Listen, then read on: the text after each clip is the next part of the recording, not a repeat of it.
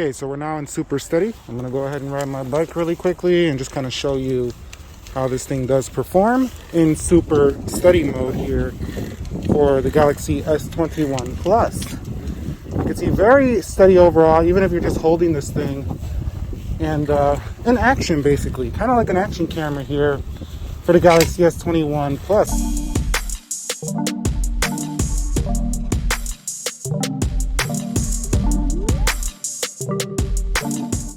What is up, guys? Nick here, helping you to master your technology. S21 Plus 5G full review. Now, this is the one that sits in the middle between the big guy over here and the S21 Ultra. I do got a case on that one as well. And the smaller S21. It's actually closer to this smaller S21 as it's the Plus version of that phone. Now, let's give it a quick wipe down. You know, the daily microfiber action, making sure it's clean. And people are wondering, does this guy even use a case? All these phones, he has no case on them. Yes, I use the Samsung official leather. You can see it's already a little bit worn down, just a little bit, because I'm a little bit rough with my cases. But yes, we'll get into the key specs really quickly here. Okay, so this one does have a 6.7-inch dynamic AMOLED 2X display, capable of up to 120 Hertz. If you go to the motion smoothest, put it in the adaptive mode. Unlike the bigger brother S21 Ultra, this one does not have 1440p, and that's actually a step back from the S20 Plus last year. And this is supposed to be the upgraded phone, but it actually has a lower resolution display, and that's definitely a knock already. But on the back, you could see we do have a nice triple camera setup. 64 megapixel telephoto on there is the highest sensor on there. You do have a wide 12 megapixel as well, and an ultra wide as well. So you got 3 different ways to shoot on this phone, 3 different lenses. On the front, 10 megapixel camera as well. The neat thing about this phone, and why you might want to consider this though, is a 4800 milliamp hour battery stuffed inside. Now, unlike the S21, this thing is a little bit less, at like 4,000. So this should last a little bit longer throughout the day, and I can confirm it has been doing better than the S21. Now, 8 gigs of RAM in here. You can get an Exynos 2100 or a Snapdragon 888 depending on where you at, but that's really going to depend on where you're buying this phone at. But I gotta say, overall, it's packing a pretty good amount, healthy amount of flagship specification on here. All right, so let's talk about the body. With the Galaxy S21 Plus, you can see on the back here, nice material. This is a glass back here on this Phantom Black. It does say Samsung down here. Nice camera off to the left. It doesn't stick out or protrude hardly at all. So it's a very sleek looking phone. If you go off to the edges, you'll see that definitely that shiny aluminum rim around these phones. So definitely not getting stainless steel with this edition. A little bit more curvy than you'll find on something like a competing iPhone, which will give you more of a squared off edge. Now you can see on the bottom there, USB-C, and we do have the SIM card tray. We don't have SD card support. Super sore point. That's super annoying. Samsung, please bring it back. Power users paying $999, $1,200 for a Samsung phone, I think we'll take advantage of the SD card. But do you agree or you disagree? If you're not going to bring the SD card back, at least up the internal storage for the consumer so they can have more storage without having to use an SD card. So that's just a little bit of an annoying thing there. But with the display here, you'll see that we do have a nice flat display. Now, I actually really like this decision because, you know, putting screen protectors on a curved display is pretty hard to do. It's pretty annoying. So this makes that super easy. And if you look up there, Samsung's punch hole on this display is not super large, but it's not like it was on the prior edition. But right here, pretty decent overall display on the front in terms of very thin bezels, no chin action, nothing like that. Very uniform, very flat. So I gotta say, I don't think there's anything overly impressive about this build. I just think it's a solid, strong feeling, just sleek, good looking, professional Samsung phone. There's nothing like there's gonna be super wow factor about it, but it's not gonna disappoint you either. You're gonna be like, this is a very nice phone, and then you're just gonna use it and move on with your life. Now, in terms of weight, this thing weighs 200 grams, but I gotta say, I've been really happy with this Gorilla Glass Victus right here. Like, I haven't been putting a screen protector on any of my S21s, and I haven't been receiving a lot of scratches quickly. I got 1 or 2 very light ones on the S21, but you can see right here, just very light stuff like that on that corner right there. Nothing too serious. So like, if you don't want to use a screen protector, you probably won't get major nicks on this display super easy, but I still advise that you put one on if you're going to be holding on to this phone for say 3 or 4 years, because it will get beat up over time. But I gotta say, I've been pretty happy with the Gorilla Glass Victus. Okay, so let's further discuss this display. Now, I gotta say, one of the things I really enjoy about it is just how smooth it feels day to day. This 120 Hertz, it's hard to describe on camera. You have to use one. If you haven't used a 120 hertz phone, go to the store, check them out. Day to day, it just feels like butter all the time. Now, the real question here with this one is, did I make the right decision? Maybe you got an S21 Plus, or should I get one? I'm worried about, is that resolution high enough?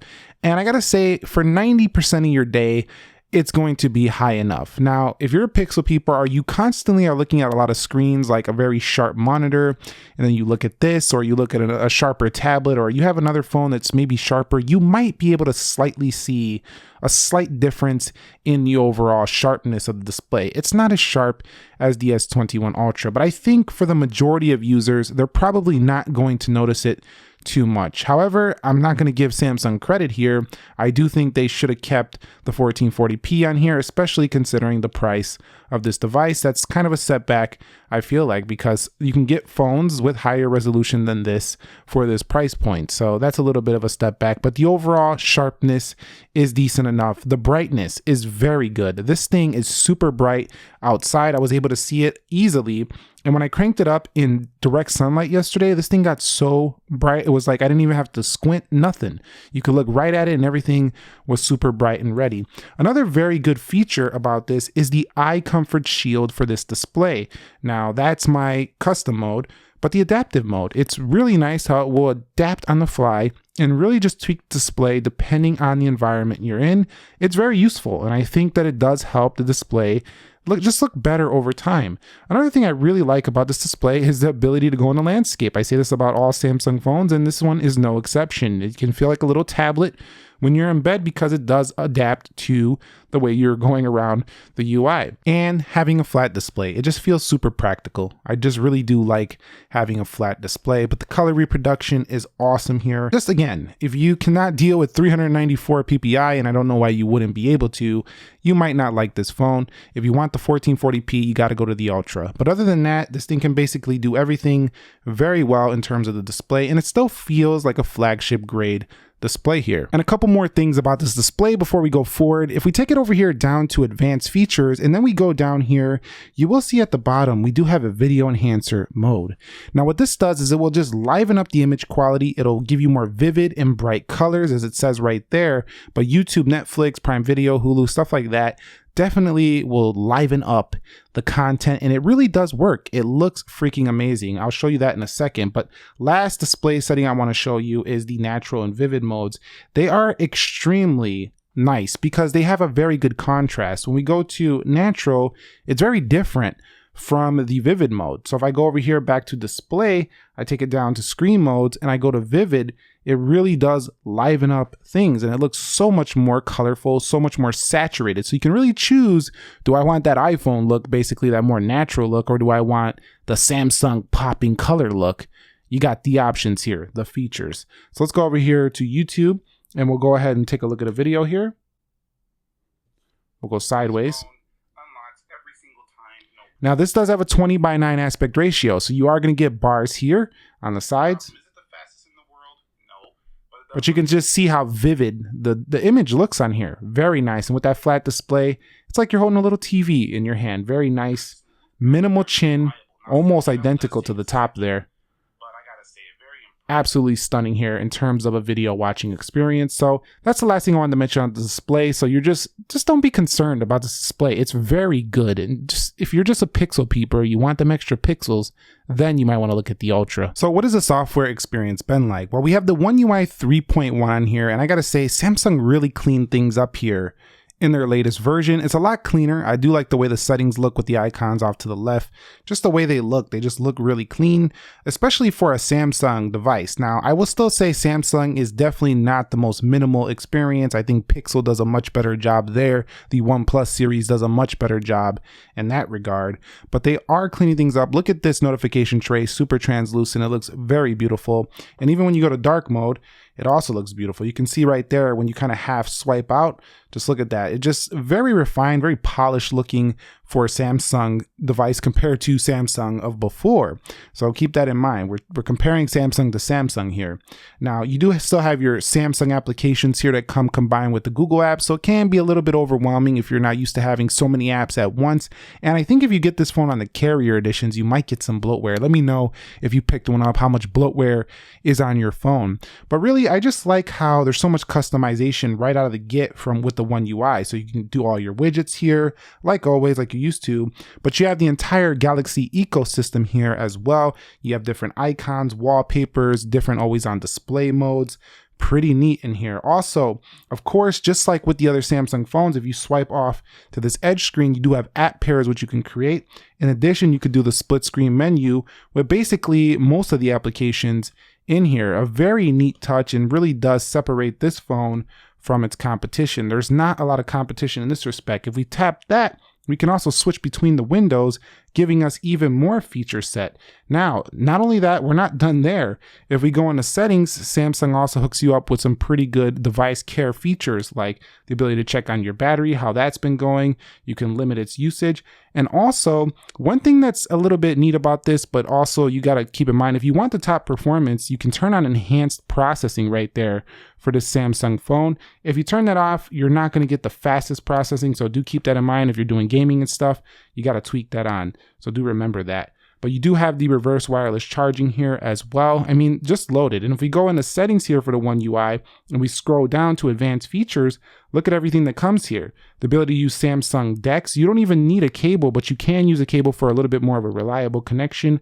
Lots of motions and gestures here for this phone. You have all the stuff that really just matters, but it's missing one thing: S Pen support. You know, I wish it was kind of just available on all Samsung Galaxy S phones, but they made that exclusive to the Ultra.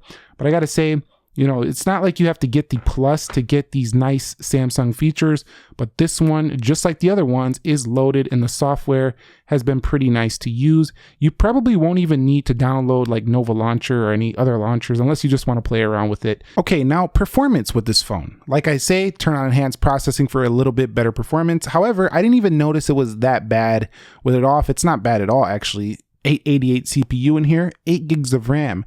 However, what I will say is, for some odd reason, sometimes this phone does reload an application, which is a little bit unfortunate considering, you know, this is a flagship grade device. Sometimes I found that it'll just reload an application, but other than that, it's been a very smooth, butter smooth experience, and this is nothing like the Samsung of past. Trust me on that one. I will say I ran into a little bit of shutter lag on the camera. I don't know why, but sometimes when I take a photo too fast, it just feels a little bit slow, especially coming out. Like if you're outside and you double click real quick on this one and you take the photo, sometimes it will get a little bit delayed. Of course, it's going to show me up in the video. It always does that.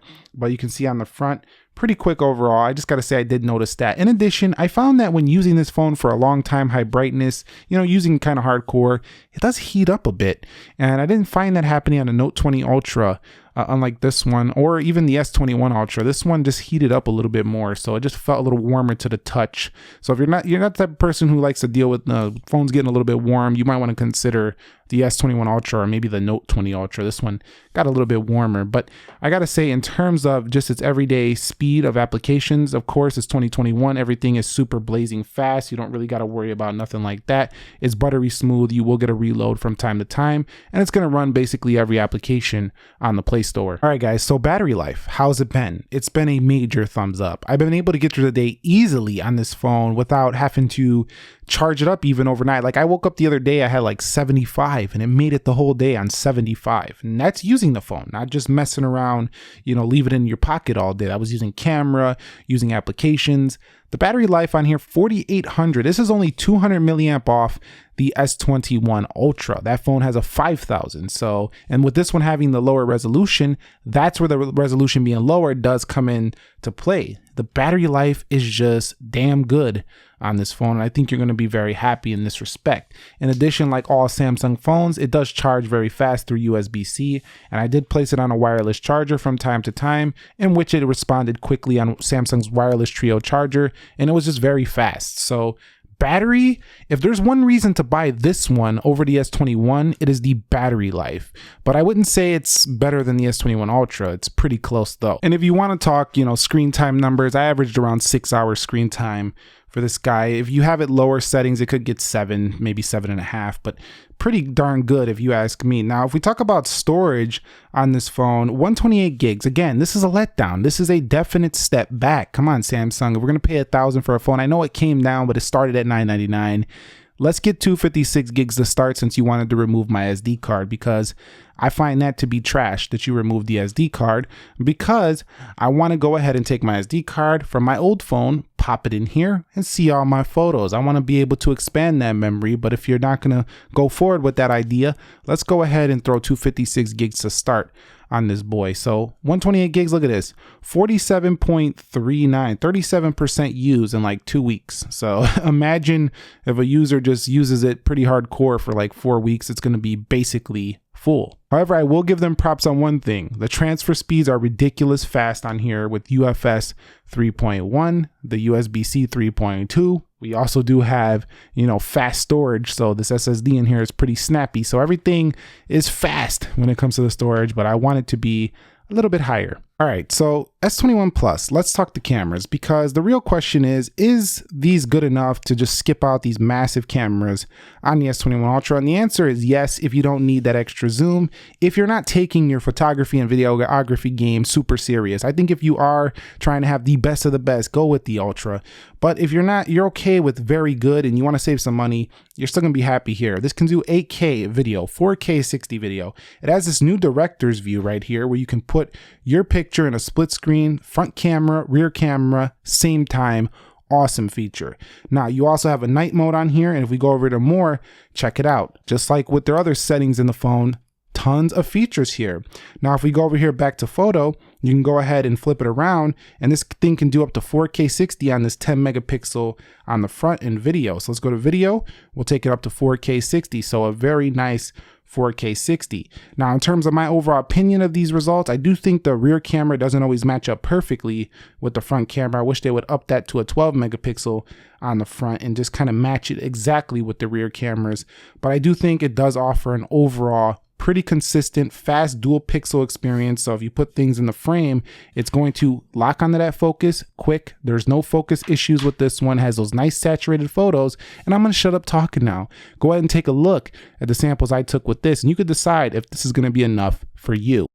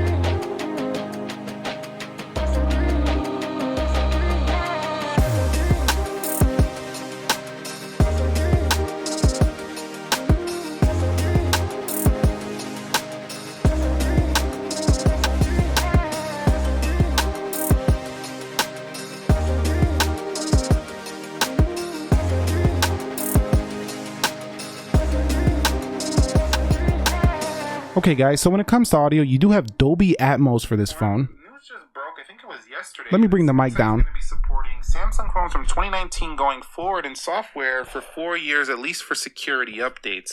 Now this one should get 3 years of major updates as well. And let me tell you what I like about the software so far. I like the One UI 3.1 updates. It makes the Samsung phone come to a level of the translucent notification tray. Okay, so I think you guys heard enough of the audio there. It was pretty nice and full at the loudest volume, and it does have a nice range of change. You could change it between some nice ranges, and it does stay pretty consistent. Now, there's no headphone jack. You can find headphone jacks on the A series devices. Not going to be found here for the Galaxy S21, just to keep that in mind. So discussing the phone call quality, reception, we do have 5G performance available here, and it's some of the fastest and most reliable on phones today. So it's a major win in this respect. Also, I do think that the in-display fingerprint sensor, while it doesn't set up the fastest, once you do have this thing set up, look at me missing when I'm trying to boast about it. No, listen, I've been finding it to just be more, accurate than before. Even though I missed right there, that's because my finger was like over here playing around, messing around. But this fingerprint sensor has been faster. It has been a little bit more reliable for me than prior Samsung editions. So I think you're going to be happy with that. And it's very useful because when you're out and about right now, you're wearing a mask, whatever, just pop the finger on there. You're good to go. You're definitely going to have no issues in that respect. Now, one con about this phone before we get on to the conclusion is the resale value for this phone I don't think is going to be incredibly high. Samsung's already discounting this thing, and let's be frank, there's a lot of Samsung phones out there, so the individual resale value on this one probably going to tank pretty quickly. However, I think you should still be able to net yourself $500-600 within the next 2 years or so if you get rid of it before then. And also, I think that trade-in values on the next Samsung phones will be high on this phone. So I just wanted to talk a bit about those resale values. Let me know your thoughts on that aspect below. And the colors, you can get this in Phantom Black, Phantom Silver, Violet, Pink, Gold, and Red. So there's a healthy amount of colors depending on, what's your taste. There's definitely a healthy amount there. In conclusion, the Galaxy S21 Plus, is this phone worth it? And this phone is most definitely worth it, especially with those recent trade-in values. If you can get this on a deal, definitely worth it. However, you have to consider, do you want the latest and greatest premium Samsung offerings like an S21? Because last year's phones are found at discounts now, and the S21 and S20 Plus is not far behind. This actually has some better features like SD card expansion and a higher resolution display. So you have to consider those things. If you can live with one less OS update, you could just go get the used phone, the S20 Plus, and be just fine without this one. It does have the latest and greatest One UI 3 as well. But this phone is perfect for those of you who think the S20 Ultra is just too much phone. You don't need this big beast. You're not going to pay that $1,400 or whatever that thing can cost. And you were looking at the S21 and you're like, the plastic is not for me. Well, let me confirm it for you here. This one is definitely slightly better than the S21. And I think having the bigger display for a less price, big battery, definitely makes it a nice sweet option in between the two. So that's it for me on the Galaxy S21. What do you guys think about this phone? Is it just another forgotten Samsung phone in a couple years? Are you picking one up? Are you happy with it? Did you buy one already? Let us know down below and help others out if you have experience with this phone so they can be, more informed about whether or not they want to buy this particular device. Thumbs up if you enjoyed it. Subscribe if you haven't already. Nick here. Be sure to be well. I will catch you all in the next episode, and peace.